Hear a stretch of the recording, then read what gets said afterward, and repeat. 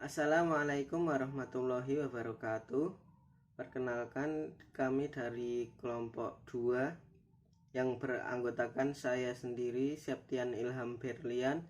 Yang kedua ada Noviana Ika Saputri dengan NIM sekian-sekian, ada di samping. Yang ketiga ada Winda Septi Nur Ikawati, dan yang keempat ada Anggun Rahmadani. Di sini kami akan mempresentasikan tentang manajemen data. Yang pertama ada manajemen basis data. Manajemen basis data mempengaruhi penyimpanan dan pengolahan data. Data yang dibutuhkan oleh aplikasi yang berbeda yang dikonsolidasi dan terintegrasi dalam beberapa basis data umum daripada disimpan dalam banyak arsip data mandiri. Selanjutnya, manajemen sumber data. Manajemen sumber data adalah aktivitas manajerial yang menerapkan teknologi informasi dan alat perangkat lunak pada tugas pengelolaan sebuah sumber data organisasi. Selanjutnya ada basis data. Basis data adalah kumpulan terintegrasi dari elemen data terkait yang logis. Suatu basis data mengonsolidasikan catatan sebelumnya yang disimpan dalam arsip yang terpisah ke dalam kelompok data elemen biasa yang menyediakan data untuk berbagai aplikasi. Selanjutnya disampaikan oleh presentator berikutnya. Struktur basis data. Terdapat 5 struktur basis data, antara lain yang pertama struktur hierarkis. Paket DBMS mainframe awal menggunakan struktur hierarkis, di mana hubungan antara catatan dari hierarkis atau struktur seperti pohon. Yang kedua, struktur jaringan. Struktur ini dapat mewakili hubungan logis yang kompleks dan masih digunakan oleh beberapa mainframe paket DBMS. Yang ketiga, struktur relasional. Struktur ini paling banyak digunakan secara luas dari 3 struktur basis data dan digunakan pada sebagian besar paket mikrokomputer DBMS seperti pada kebanyakan sistem Middleware dan mainframe. Yang keempat, struktur multidimensional. Variasi dari model relasional yang menggunakan struktur ini untuk mengorganisasi data dan mengekspresikan hubungan antara data.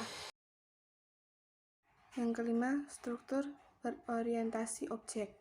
Struktur ini dianggap sebagai salah satu kunci teknologi dari generasi baru dalam bidang multimedia. Jenis basis data. Yang pertama, basis data operasional. Basis ini menyimpan data terperinci yang dibutuhkan untuk mendukung proses bisnis dan operasi perusahaan. Yang kedua, distribusi basis data. Bisa berada di jaringan server di seluruh situs di dunia, pada internet dan extranet korporat, atau pada jaringan perusahaan lain. Yang ketiga, eksternal basis data. Akses ke informasi yang kaya dari basis data eksternal tersedia dengan tarif dari layanan komersial, online, dan dengan atau tanpa biaya dari banyak sumber situs di seluruh dunia. Yang keempat, basis data hipermedia.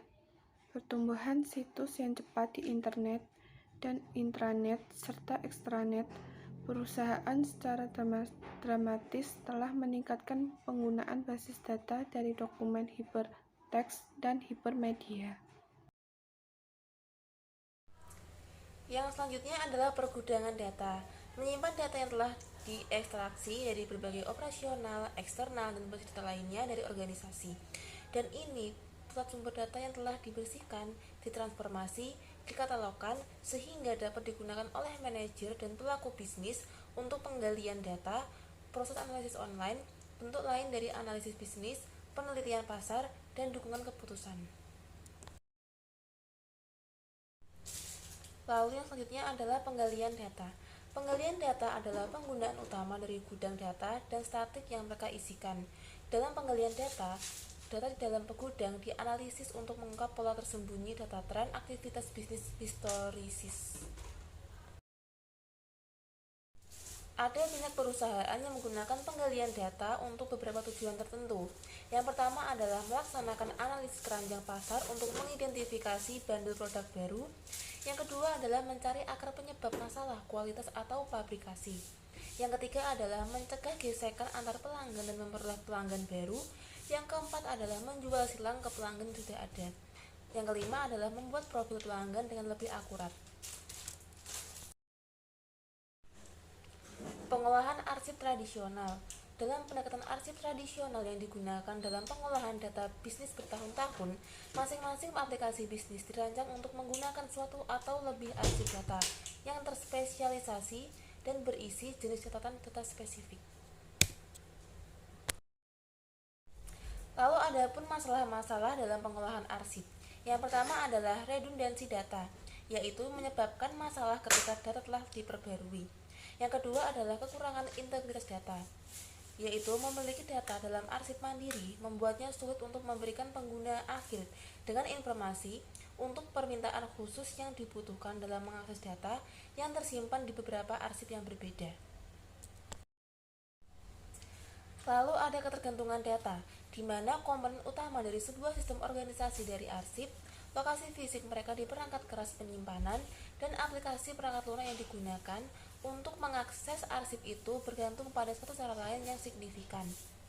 Lalu, ada juga kekurangan dalam integritas dan standarisasi data. Hal ini mudah bagi elemen data, seperti jumlah stok dan alamat pelanggan, untuk ditentukan secara berbeda oleh pengguna dan aplikasi yang berbeda pula. Pendekatan manajemen basis data. Pendekatan manajemen basis data dapat dipahami sebagai fondasi dari metode modern untuk data organisasional. Pendekatan ini mengkonsolidasi catatan data yang sebelumnya memegang arsip terpisah ke basis data yang dapat diakses oleh banyak program aplikasi yang berbeda. Sistem manajemen basis data bertindak sebagai sebuah perangkat lunak antarmuka, antar pengguna dan basis data yang membantu pengguna mengakses data dengan mudah dari sebuah basis data. Sehingga manajemen basis data melibatkan penggunaan perangkat lunak manajemen basis data untuk mengendalikan bagaimana basis data dibuat, ditanya, dan dipertahankan untuk memberikan informasi yang dibutuhkan oleh pengguna akhir. Contohnya, catatan pelanggan dan jenis data lainnya yang dibutuhkan untuk beberapa aplikasi perbankan yang berbeda, seperti pemeriksaan cek, sistem anjungan mandiri, kartu kredit, akun tabungan, dan akuntansi angsuran pinjaman. Sistem manajemen basis data. Sistem manajemen basis data merupakan alat perangkat lunak utama dari pendekatan manajemen basis data karena ia mengendalikan pembuatan, pemeliharaan, dan penggunaan basis data dari sebuah organisasi dan penggunaan akhirnya. Paket manajemen basis data mikrokomputer seperti Microsoft Access, Lotus Approach, atau Corel Paradox memudahkan untuk menyusun dan mengelola basis data dalam komputer pribadi, jaringan server, atau situs di seluruh dunia. Dalam sistem komputer mainframe dan server, sistem manajemen basis data adalah paket sistem perangkat lunak penting yang mengendalikan pengembangan, penggunaan, dan pemeliharaan basis data dari organisasi yang menggunakan komputer. Pengembangan basis data. Pengembangan basis data dapat melibatkan konten penetapan data, pengorganisasian konten, hubungan, dan struktur data yang diperlukan untuk membangun sebuah basis data. Pengembangan aplikasi basis data melibatkan Penggunaan sebuah DBMS untuk mengembangkan prototipe dari permintaan, bentuk, laporan, dan halaman situs untuk sebuah aplikasi bisnis yang diinginkan. Pemeliharaan basis data mengikutsertakan penggunaan sistem pengolahan transaksi dan alat lainnya untuk menambah, menghapus, memperbarui, dan mengoreksi data di dalam basis data. Pemeliharaan basis data. Pemeliharaan basis data mengikutsertakan pengguna sistem pengolahan transaksi dan alat lainnya untuk menambahkan, menghapus, memperbarui, dan mengoreksi data di dalam basis data. Basis data dari sebuah organisasi membutuhkan pembaruan berkesinambungan untuk merefleksikan transaksi bisnis baru. Misalnya, hasil penjualan, hasil produksi, pengapalan persediaan, dan peristiwa lainnya. Perubahan kecil lain juga harus dibuat untuk memperbarui dan mengoreksi data.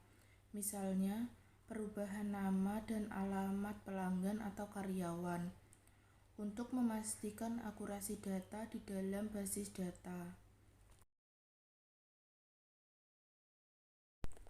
Penyelidikan basis data. Penyelidikan basis data adalah manfaat utama dari pendekatan manajemen basis data. Pengguna akhir dapat menggunakan DBMS dengan meminta informasi dari sebuah basis data, menggunakan sebuah fitur permintaan atau sebuah laporan pembangkit. Mereka dapat menerima satu respons cepat dalam bentuk tampilan video atau laporan tercetak.